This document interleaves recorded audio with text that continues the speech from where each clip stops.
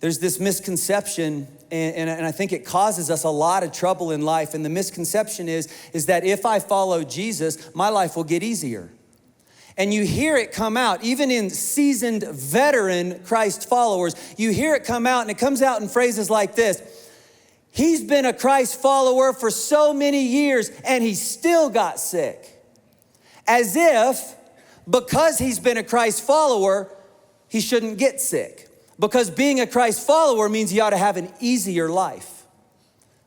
And it got quiet really quick. Following Jesus is not the easy life, it's the best life. When he said, "Follow me," to his disciples, he never once insinuated that they were signing up for easy. He never once said, "I'll keep you healthy your whole life, make you rich the whole time, and make sure you avoid all storms." In fact, I think if we could talk to them today, they'd say, "No, I actually experienced the opposite. My life actually got more difficult when I decided to follow Jesus, but it also got better." John 16:33 says this: this is Jesus speaking, "I have told you these things so that in me you may have peace." He said, what I'm about to tell you, it doesn't sound like real good news, but if you can wrap your mind around it, it'll actually bring you peace in this life. Because I want you to have peace, I want you to wrap your mind around this truth. In this world, you will have trouble. He's talking to people who are going to be his followers.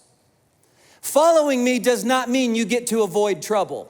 In this world, you will have trouble, but take heart, I've overcome the world. See, there's this unrealistic expectation, and it goes like this: if I put my faith in Jesus, my life's just going to get easier. And the problem is then something goes wrong, and we get real mad, and we feel like we were cheated or wronged, or it didn't work out the way it was supposed to. And the truth is, we misread the contract from the beginning. We were never promised an easier life. We were never promised that we'd never get sick, and no one that we love would ever get sick, and that we'd never go through storms, and that we'd never go through battles, and that we'd never have opposition. We just weren't, that wasn't the deal. And I don't know where we've gotten that message, but it's just not it's not what Jesus said. In fact, he said this, he said, let me be very, very clear, because see, if you know why I came, then when you go through opposition or when you go through storms, you won't have to go through that whole, oh, God forsaken me and he doesn't care and he didn't do what he was supposed to and now I'm mad and now I'm gonna walk away. He's like, no. This is why I came. The thief comes only to steal and kill and destroy. He's talking about Satan, the devil, the evil one, whatever you want to call him. Listen, if this is your first time here, I want you to know that we believe God is very real. Heaven is real, hell's real, the devil is real. God has plans for your life and Satan wants to choke them out. Jesus said, let me tell you why I came. I have come that they may have life and have it to the easy. Oh, wait. That's not what he said. Well, that's what we've been acting like. That's not what he said, though. He said, I came so that you would have life and have it to the full, to the abundant, the best. He did not come to give us an easy life. He came to give us the best life, and there's a difference. And if we can start to wrap our mind around the difference, it'll change the way we walk. It'll change the way we live. It'll change our relationship with our Father. Following Jesus isn't a promise of an easier life. It's a promise of a better life. One day, Jesus said to his disciples, let us go over to the other side of the lake. So understand this. Everything that's going to happen from this point forward is the result of them actually following Jesus. If they'd have said no and quit and walked away, they don't go through what they're about to go through. They're about to go through what they go through because they're following Jesus. So they got in a boat and set out. As they sailed, he fell asleep. That's a whole nother sermon right there, isn't it? Ever feel that? He's sleeping. He doesn't even care. He's not paying attention. He's asleep. A squall came down on the lake. I don't know what a squall is, but it sounds bad. A squall came down on the lake so that the boat was being swamped. and they were in great danger. The disciples went and woke him saying, Master, Master, we're going to drown. Keep in mind, these are professional fishermen. They fish for a living. They're professional boaters. They boat for a living. It's what they do. If they feel like the weather is so bad, the storm is so bad that they're about to die, they're in a crazy storm. These are not novices. This is what they do. And they're scared for their lives because they followed Jesus. Master, Master, we're gonna drown. He got up and rebuked the wind and the raging waters. Man, can you picture that? The storm subsided and all was calm. Where's your faith? He asked his disciples. In fear and amazement. I think that's gonna be the title of my next sermon. In fear and amazement, they asked one another, scared to death and amazed at the same time. Who is this? He commands even the winds and the water, and they obey him. Can you picture this happening? Such a crazy storm out at sea that they think they're going to die, and they go to Jesus, and Jesus, with a word, shuts down the weather. And they're scared and amazed all at the same time. Like, let him go back to sleep. He's freaking me out right now. I don't want to talk to him. You ever heard somebody say, I was fine till I put my faith in Jesus. I was fine till I got saved. Then life started falling apart. I started going through all these trials and storms and this opposition. And you know what? If we could tell the Apostle Paul, the guy who wrote a huge chunk of the New Testament, if we could tell him about our story and I put my faith in Jesus and then everything started falling apart and the whole thing must be broken. See, I knew it wasn't real. You know what I think he'd tell us?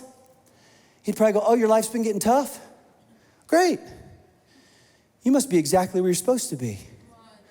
Because see, when you signed up to follow Jesus, you signed up for a fight. Because see, following Jesus is not the easiest way to live. It's the best. In fact, that's exactly what he told his friend Timothy. He had a friend named Timothy, and his friend said, I'm sold out for Jesus. I want to dedicate my whole life to Jesus, my time, my talents, my treasures, the whole thing. I'm going to build his kingdom. You know what Paul said? He didn't go, let me put my arm around you, buddy. Oh, you're making such a good decision. God's so proud of you. You know what he said? Hey, Tim, get ready to fight. Fight the good fight of faith, because that's what it is. Because following Jesus doesn't make your life easier. It makes it the best, the full, the abundant life. Take hold of the eternal life to which you were called when you made your good confession in the presence of many witnesses. He said, because you confessed your faith in Jesus, now get ready for some opposition. Satan didn't have to oppose you before. You were walking the same direction he was.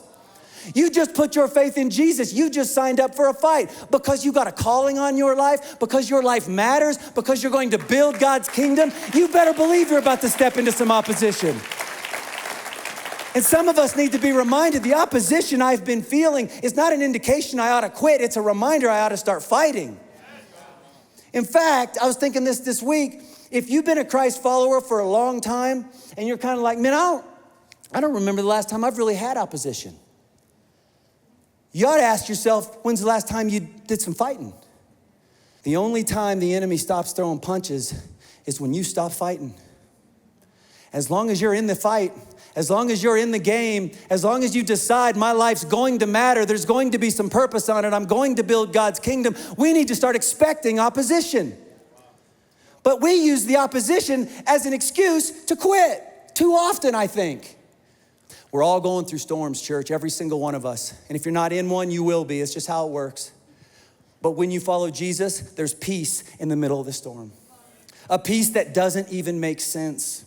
I think if we could talk to the disciples today and they start telling us about this day, I think they would just get so giddy up here and be like, let me tell you what it was like. Oh my gosh, we couldn't post about it, so you haven't seen the picture, but let me tell you, it was crazy, and we thought we were gonna die. We thought we were gonna drown, and the waves were like coming up over the boat, and Jesus steps up and he just goes, hey, weather, you're done. And this wave, as it was coming over the boat, just went, whoosh, and it fell, and it freaked me out. And I think one would be like, yeah, and the wind, it was like it was blowing, the rain was coming in sideways, and I was fighting against it. I was fighting so hard against it, and Jesus was like, yeah, weather, you're done. And I was like, the wind just stopped. And the sea was like glass. I've never seen anything like it in my life. It didn't make sense. None of it made sense. It was a peace that didn't make sense. The Apostle Paul says, make sure you understand today that exact same peace is available to you. Philippians says this, do not be anxious about anything, but in every situation, see what the disciples did is they realized this storm's too big for me. I got to go to Jesus for this one. Paul says there's gonna be times in your life when anxiety starts to just tries to wreck you and you need to realize this one's too big for me. I gotta stop trying to be my own man, my own woman, do this on my own. I'm so independent and tough. That's not how you were created. You were created to lean on your Father. So take it to him. Don't be anxious about anything, but in every situation. That's when the finances don't work out. That's when the relationship is breaking your heart and you can't make it stop. That's when the anxiety and the depression feels overwhelming. That's when the dream isn't happening, when the job's stuck. It's the whole thing. Every situation. By prayer and petition, with thanksgiving, take it to Jesus. Present your request to God, and listen to this, and the peace of God, which doesn't make any sense at all, and the peace of God that you shouldn't have in the middle of this situation, and the peace of God which transcends all understanding will guard your hearts and your minds in Christ Jesus.